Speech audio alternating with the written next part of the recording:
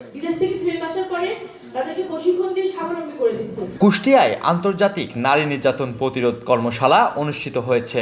বেসরকারি এনজিও সংস্থা সেতুর আয়োজনে বুধবার বিকেলে শহরের মজমপুরে নিজস্ব কার্যালয়ে এ কর্মশালা অনুষ্ঠিত হয়। সেতুর নির্বাহী পরিচালক আব্দুল কাদেরের সভাপতিত্বে কর্মশালায় প্রধান অতিথি ছিলেন কুষ্টিয়া জেলা মহিলা বিষয়ক অধিদপ্তরের উপপরিচালক নূরে সপুরা ফেরদৌস।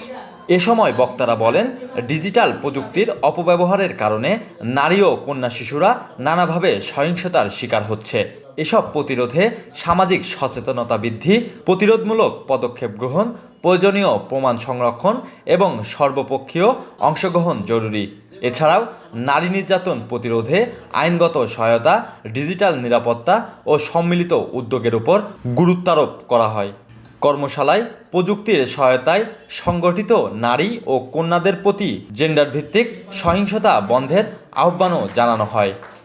আমরা 2001 সাল থেকে প্রতি বছর এই ধরনের কর্মসূচি পালন করি।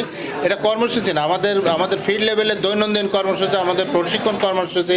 আমরা আরও যাতে আমাদের স্টেক হোল্ডার আছে যাদের সঙ্গে কাজ করি, সেখানেও নারী নির্যাতন প্রতিরোধের জন্য আমরা 1-to-1 কোথাও ফ্যামিলিগতভাবে আমরা বসে এটা কাউন্সিলিং করে যাতে এই ধরনের সমস্যা পারিবারিকভাবে সামাজিকভাবে না থাকে, এবং আমাদের কর্মী বাহিনী যারা আছে তাদেরকেও সচেতনভাবে গড়ে তোলা হয় যাতে তারা পারিবারিকভাবে তাদের পারিবারিক নির্যাতন মুক্ত থাকে এবং নারী যেন সকল প্রকার বৈষম্য, সহিংসতা, অন্যায্যতার থেকে মুক্তি পায়।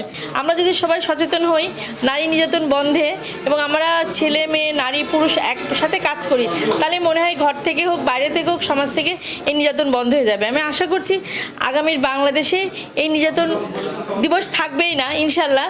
আমরা সরকারি বেসরকারি এনজিও মিলে সুন্দরভাবে একটা দেশকে নারী নির্যাতন প্রতিরোধ মুক্ত দেশ করব।